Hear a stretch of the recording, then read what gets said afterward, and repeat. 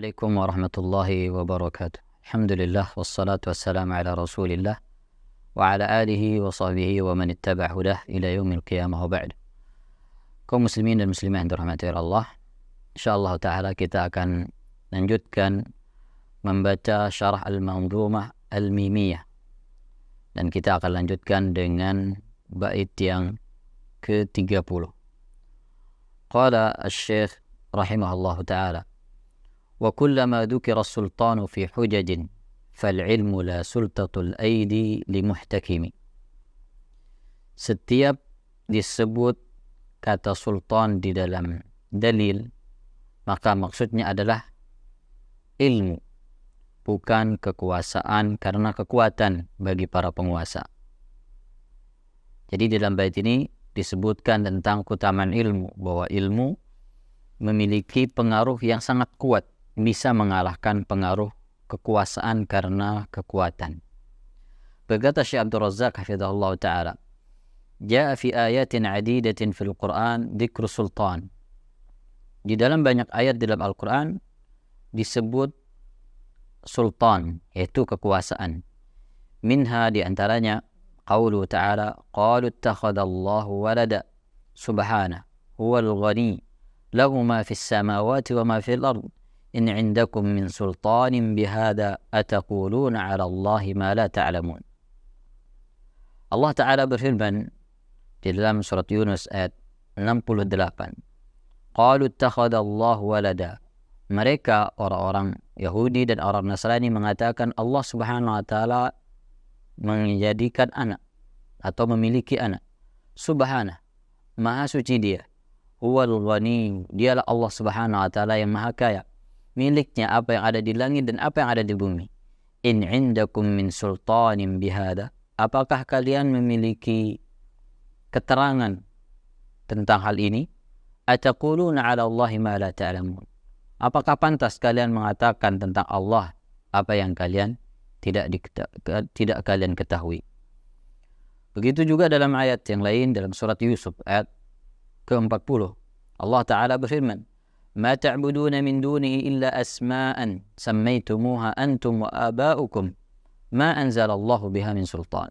Di antara penyebutan sultan disebutkan oleh Allah dalam ayat ini dalam surat Yusuf, yang artinya apa yang kalian sembah dari selainnya, selain Allah, hanyalah sekedar nama-nama yang kalian namakan dan juga dinamakan oleh nenek moyang kalian. Ma anzalallahu biha min sultan. Allah Subhanahu wa taala tidak pernah menurunkan tentang ini berupa keterangan. Begitu juga kata sultan atau kalimat sultan disebutkan oleh Allah Subhanahu wa taala di dalam surat Shafat. Allah Subhanahu wa taala berfirman, Am lakum sultanun mubin.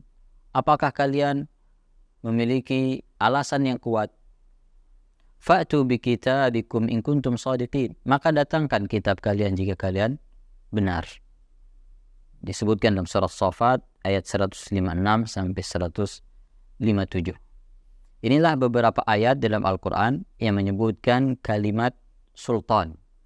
Wal muradu bihi fi jami'il mawadi' al-hujjatul qa'imatu 'ala al-'ilm.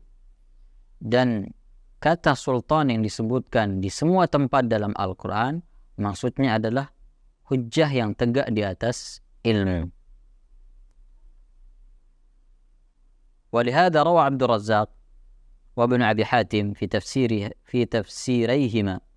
Oleh karena itu diriwayatkan oleh Abdul Razzaq dan juga Ibnu Abi Hatim di tafsir keduanya dari Ibnu Abbas radhiyallahu anhuma annahu qala kullu sultanin fil Qur'an fahuwa hujjatun. Semua kalimat sultan di dalam Al-Quran maksudnya adalah hujjah, yakni al-muradu bihi hujjah. Maksudnya adalah hujjah, yaitu ilmu. Wa tusamma al-hujjatu sultanan. Ilmu dinamakan dengan sultan lianna laha sultatan 'ala al-qalb. Sini Syekh mulai menjelaskan kenapa ilmu disebut sebagai sultan.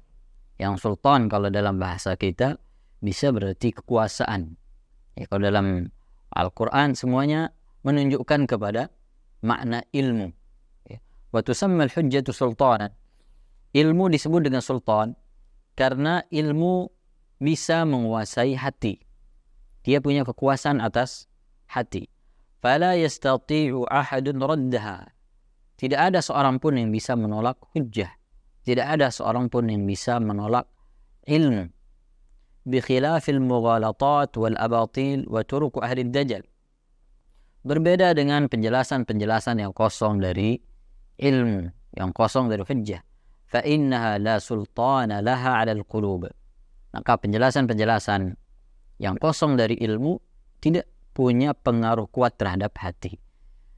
Penjelasan-penjelasan tanpa hujjah tidak bisa menundukkan hati sebagaimana hujjah yang berdasarkan ilmu. Kemudian beliau menambahkan lagi dengan penjelasan Imam Al-Qayyim rahimahullah bahwa ilmu bisa menguasai hati. Bahkan dia bisa mengalahkan kekuasaan karena sebab kekuatan atau kekuasaan seorang penguasa. Karena ilmu menguasai hati seseorang karena dia membawa hujjah. Qala Ibnu Al-Qayyim rahimahullah, "Inna Allah subhanahu samma ilma al-hujjati sultanan." Sesungguhnya Allah Subhanahu wa taala menamakan ilmu hujjah. Tentu ilmu hujjah maksudnya di sini adalah dalil, ilmu yang bersumber dari Al-Qur'an dan sunnah. Allah Subhanahu wa taala menamakan ilmu hujjah dengan sultan. Li'annaha tujibu tasalluta sahibuha wa iqtidarahu. Karena orang yang memiliki ilmu memiliki kekuasaan dan kemampuan. Falahu biha sultanun 'alal jahilin. Orang yang memiliki ilmu, dengannya dia bisa berkuasa atas orang-orang yang jahil. Bal sultanul ilmi a'zamu min sultanil yad. Bahkan kekuasaan yang disebabkan oleh ilmu jauh lebih agung daripada kekuasaan disebabkan karena kekuatan.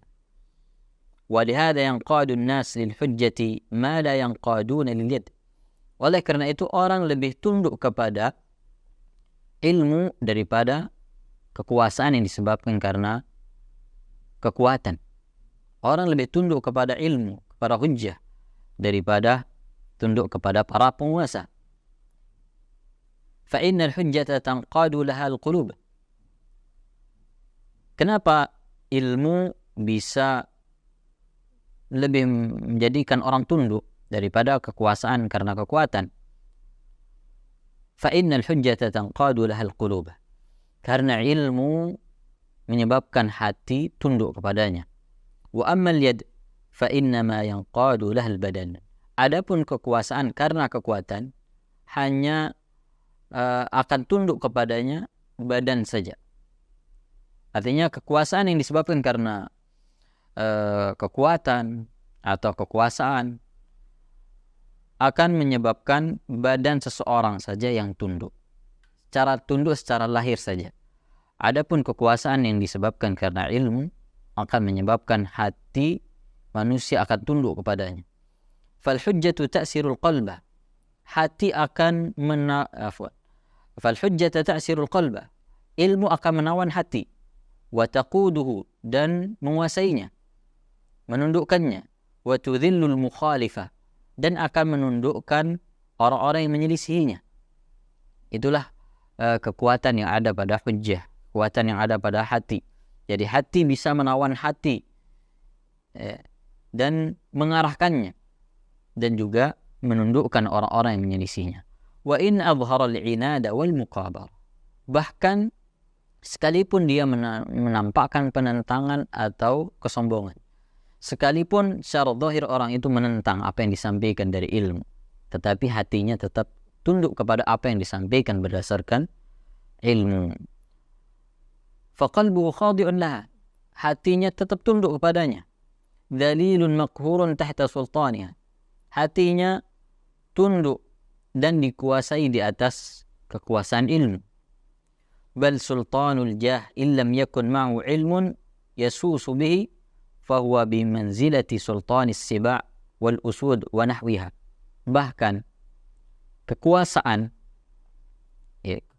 karena kedudukan, kalau tidak dibarengi dengan ilmu untuk mengurusnya, maka tidak ubahnya seperti kekuasaan binatang buas terhadap binatang-binatang yang lain dan seterusnya. Qudratun bila ilmin wala rahmah. Maka kekuatan yang ada pada binatang itu hanyalah kekuatan tanpa ada ilmu dan juga kasih sayang. Bi khilafi sultanil hujjah. Berbeda dengan kekuasaan karena ilmu. Fa innahu qudratun bi ilmin wa rahmatin wa hikmah. Kekuasaan karena ilmu itu adalah kekuasaan karena ilmu, rahmat dan kebijaksanaan. Wa man lam yakun lahu iqtidarun fi ilmi. Maka barang siapa yang tidak punya kemampuan di dalam ilmunya, fahuwa imma li dha'fi hujjatihi wa sultani. Itu bisa jadi disebabkan karena lemahnya hujjah yang dia miliki, wa imma li qahri sultanil yadi was sayfi lah, atau karena dia dikuasai oleh kekuasaan karena sebab kekuatan dan juga senjata. Wa illa fal hujjatu nasiratun nafsaha. Kalau tidak, maka ilmu itu sendiri adalah penolongnya. Zahiratun 'alal batil qahiratun lah. Ilmu itu akan mengalahkan semua bentuk kebatilan dan akan menguasainya. Intaha kalamuhu rahimahullah. Intinya dari penjelasan yang sudah disampaikan bahwa ilmu disebutkan oleh Allah Subhanahu wa taala dengan sultan, yang itu menunjukkan kekuasaan. Karena memang ilmu ini bisa menguasai hati, bisa menundukkan hati seseorang. Bahkan sekalipun orang secara zahir, secara nampak, dia menampakkan penentangan atau sombong, tidak mau menerimanya, tetapi hatinya tetaplah tunduk dengan ilmu yang telah sampai kepadanya. Sehingga orang akan lebih tunduk kepada ilmu daripada tunduk kepada kekuasaan karena kedudukan atau karena senjata. Kemudian Syekh melanjutkan, wa min latihi ma yurwa huna. Di antara cerita yang menarik yang disebutkan berkaitan dengan penjelasan ini adalah ma jaa fi kitabi al-Khatib al-Baghdadi rahimahullah an Ash'ath bin Syu'bah al-Massisi. Itu cerita menarik yang disebutkan di dalam kitab al-Khatib al-Baghdadi dari Ash'ath bin Syu'bah al-Massisi. Qala, dia berkata, yaitu bercerita, qadima Harun al-Rashid amirul mu'minin ar-Raqqah. Harun al-Rashid sebagai amirul mu'minin pada waktu itu mendatangi Raqqah. Raqqah adalah salah satu kota. Ya. Fanjafala an-nas khalfa Abdullah bin Mubarak. Tiba-tiba orang berbondong-bondong berada di belakang Abdullah bin Mubarak. Abdullah bin Mubarak adalah seorang ulama besar. Wa taqatta'at an-ni'al. Ya. Wartafa'at al-ghabara. Langkah-langkah datang menuju ke arah Abdullah bin Mubarak sehingga debu-debu bertebangan dengan langkah mereka. Fa asyrafat ummu waladin li amiril mu'minin min qasril khashab. Pada saat itu ummu walad, pada saat itu ibu anak dari Amirul Mukminin Harun al-Rashid. Kalau disebutkan ibu anak, ummul walad, itu berarti budak. Ya, budak yang melahirkan majikan tuannya. Ya. Maka ummu walad ini, ya, dia berdiri. Falamma ra'at an-nasa, qalat, ketika dia melihat orang berbondong-bondong, dia bertanya, ma ada apa ini? Qalu alimun min ahli Khurasan qadima ar-Raqqah. Maka orang-orang mengatakan kepadanya, ada seorang ulama dari Khurasan datang ke kota Raqqah. Yuqalu lahu Abdullah bin Mubarak. Dan ulama tersebut bernama Abdullah ibn Mubarak. Faqalat, lalu ummu walad Amirul Mukminin tadi berkata, hada wallahi al-mulk. Demi Allah, inilah kekuasaan yang sebenarnya. Inilah kerajaan yang sebenarnya. La mulka Harun alladhi la yajma'u an-nas illa bi syuratin wa awan. Bukan kekuasaan Harun al-Rashid yang hanya bisa mengumpulkan orang dengan pasukan atau tentara. Ya, kita ketahui bahwa penguasa apabila ingin mengumpulkan orang, maka diutus pasukan, atau tentara atau orang untuk mengumpulkan mereka, bahkan mungkin memaksa mereka untuk kumpul. Tapi di sini Abdullah bin Mubarak rahimahullah, beliau tidak pernah memanggil orang untuk mendatanginya. Beliau tidak pernah mengajak orang untuk berkumpul. Tapi begitu nama beliau terdengar, begitu orang-orang mengetahui kedatangan beliau, maka orang berbondong-bondong datang untuk menemuinya. Dan juga datang untuk tentunya belajar. Siapa yang menjadikan atau apa yang menyebabkan orang-orang berbondong-bondong datang kepada Abdullah bin Mubarak rahimahullah, padahal mereka tidak pernah disuruh, mereka tidak pernah diajak?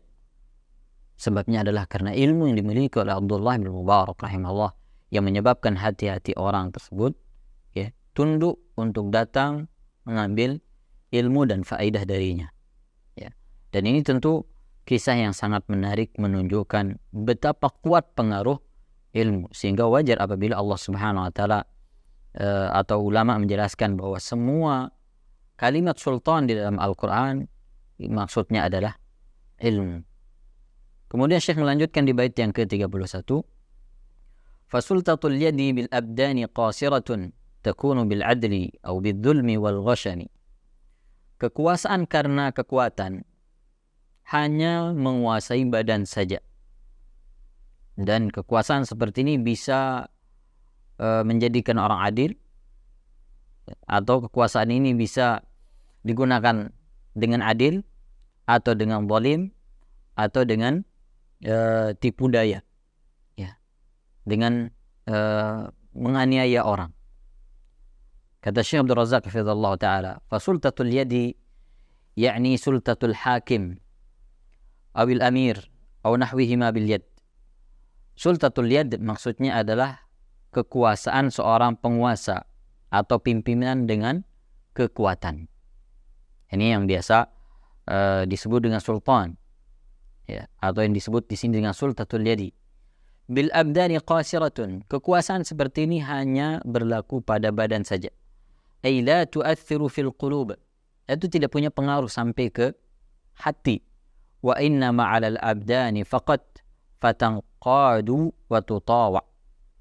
Maka badan, artinya secara zahir orang tunduk dengan kekuasaan dan dia taat, tapi belum tentu hatinya senang dengan kekuasaan itu atau tunduk dengan kekuasaan itu. Sehingga betapa banyak orang setelah dia berkuasa kemudian dihinakan oleh orang yang tadinya menjadi rakyatnya. Dan itu banyak terjadi, menunjukkan bahwa kekuasaan karena kekuatan atau kekuasaan seorang penguasa bukan karena ilmu, itu pengaruhnya hanya sebatas pada badan saja. Wahia taratan takunu bil adli wa taratan takunu bil zulmi wal ghashami. Dan kekuasaan seperti ini terkadang dia bisa berbentuk kekuasaan yang adil, terkadang juga kezaliman, terkadang juga kekuasaan yang penuh dengan aniaya. Kemudian di bait yang ke-32 Syekh melanjutkan, wa sultatul ilmi tanqadul qulubu laha ila al-huda wa ila mardati rabbihim. Dan adapun kekuasaan ilmu, maka hati yang tunduk kepadanya, tunduk kepada petunjuk dan keridhaan Rabbnya. Bainama idza ja'at sultatul ilmi yang qadat al-qulubu ila huda Allah wa naili ridhah. Berbeda ketika yang datang adalah kekuasaan ilmu. Artinya berbeda kalau yang datang adalah ilmu, maka yang tunduk kepada ilmu adalah hati. Karena hati ingin tunduk kepada petunjuk Allah Subhanahu wa taala. Karena hati ingin meraih keridhaan Rabbnya. Wal qasas fi tarikh wa syawahid ala dhalika kathiratun jiddan.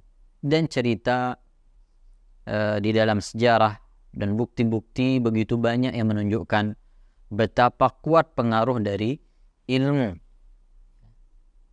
Dan cerita-cerita ini, bukti-bukti ini menunjukkan kebenaran apa yang sudah dijelaskan. Wa minas syawahid al-qadimah. Dan di antara bukti nyata yang dulu pernah terjadi, ini di zaman sahabat ridwanullah alaihim ajma'in, di antara contoh yang menunjukkan bahwa ilmu begitu besar pengaruhnya untuk menundukkan seseorang adalah apa yang terjadi di zaman Ali radhiyallahu anhu. Al-Khawarij alladzina kharaju ala Ali radhiyallahu anhu. Itu orang-orang Khawarij, orang-orang pemberontak yang memberontak kepada Ali radhiyallahu anhu. Arsala ilaihim Ibn Abbas radhiyallahu anhuma wa ma'ahu hujajul ilmi. Ali radhiyallahu anhu pada saat itu mengutus Abdullah bin Abbas radhiyallahu anhu untuk menyampaikan kepada mereka hujjah. Ya. Ali radhiyallahu anhu mengutus Abdullah bin Abbas dengan ilmunya. Faraja'a minhum alfan. Dari orang-orang Khawarij yang memberontak kepada Ali radhiyallahu anhu, ada sekitar 2000 orang yang kemudian keluar dari kelompok Khawarij. Yang mereka 2000 orang ini tunduk dengan hujjah yang disampaikan oleh Abdullah bin Abbas. Yang 2000 orang ini tunduk dengan ilmu, penjelasan yang berdasarkan dalil, berdasarkan ilmu yang disampaikan oleh Abdullah bin Abbas radhiyallahu anhu. Jumlah yang sangat besar. Ya. Dan mereka tentunya meninggalkan atau keluar dari kelompok Khawarij dengan sukarela karena mereka tunduk terhadap hujjah yang disampaikan oleh Abdullah bin Abbas radhiyallahu anhuma. Wa fi riwayatin 4,000. Di riwayat yang lain disebutkan ada sekitar 4.000 orang yang keluar dari kelompok Khawarij setelah mendengarkan hujjah dari Abdullah bin Abbas radhiyallahu anhu. Inqadat qulubuhum li sultatil ilmi la abdanuhum faqat. Mereka, hati-hati mereka tunduk terhadap ilmu dan bukan hanya sekedar badan mereka saja yang tunduk. Setelah mereka mendengarkan penjelasan dari Abdullah bin Abbas, mereka tunduk dan mereka tinggalkan pemikiran mereka yang menyimpang, kemudian kembali kepada aqidah Ahlussunnah wal Jamaah. Ini contoh di zaman dahulu. Wa fi zamanina, di contoh di zaman sekarang, fil Jazair, yaitu kisah yang terjadi di negeri Jazair. Lamma tahassana a'dadun kabirun minal khawarij fil jibal. Ketika ada jumlah yang sangat besar dari orang-orang Khawarij berlindung di pegunungan. Wa tasallatu 'alan nas, dan mereka berusaha menguasai orang-orang yang di sekitarnya. Wa hawalat ma'hum ad-daulah muhawalatin 'adidah. Dan negara Jazair melakukan beberapa percobaan untuk menghalangi mereka dan mengembalikan mereka ke negara. Wa mu'tasimuna fil jibal. Sementara mereka orang-orang Khawarij, mereka berlindung di balik gunung-gunung.